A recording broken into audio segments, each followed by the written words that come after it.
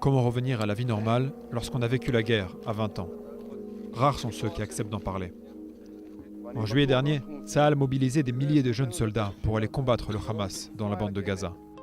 Gil devait terminer son service militaire le jour où il est entré dans le territoire palestinien. Plusieurs mois plus tard, les séquelles psychologiques sont encore présentes. Des moments où tu sais que tu as été trop près de la mort, et tu le sais parce qu'un missile est tombé à vraiment 5 mètres de toi. Les débris explosent, tout autour de toi, tes amis sont blessés, et toi tu remercies simplement le ciel d'être resté en vie. C'est une peur que tu ne pourras jamais oublier. Gabriel a failli mourir cet été. Mais des instants où il a frôlé la mort, il n'a pas beaucoup de souvenirs. On devait rentrer dans la maison. La troisième maison dans laquelle on est rentré, elle était piégée. Il y avait un explosif dedans et on l'a pas vu. Et tu te souviens de ce moment où ça a explosé? Non, j'ai plus de mémoire. J'ai des petits flashbacks. Des fois ça revient pendant la nuit et puis ça repart. Moi je me réveille comme si j'étais soufflé. Sa mère vit en région parisienne.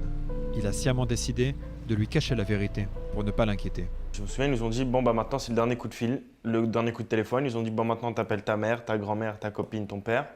Tu lui dis que t'auras plus de téléphone. Gil et Gabriel ont eu des destins très différents au combat. Mais les deux ont un point commun. Pas un jour ne passe sans qu'ils ne pensent à la guerre.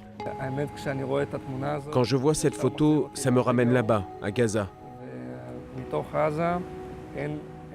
Je n'ai rien oublié. Au quotidien, tu peux oublier ce que tu as mangé le matin, mais là-bas, tu te souviens de tout. Ce que tu as mangé, bu, où tu as été, ce que tu as vu, ce qui t'est arrivé.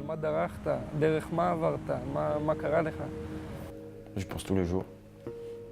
Mais pas que dans les mauvais sens, parce que... Même pas pour faire l'ancien, mais il suffit que je vois un mec en uniforme.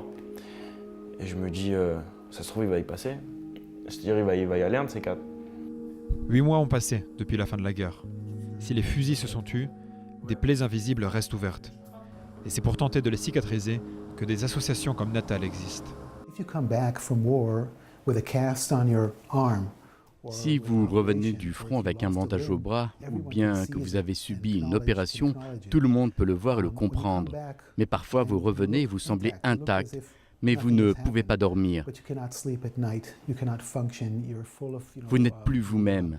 Vous êtes perturbé par les flashbacks, des cauchemars, et vous vous demandez pourquoi est-ce que je n'arrive pas à retourner à une vie normale. C'est parce que ça ne fonctionne pas de cette façon. Aujourd'hui, Gil, Gabriel et les autres tentent de reprendre leur routine, conscients de la chance qu'ils ont d'être en vie.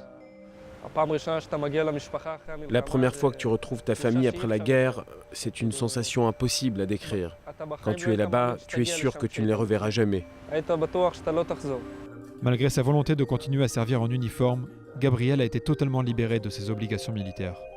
Gil, de son côté, sera encore une fois appelé sous les drapeaux si une nouvelle guerre éclate.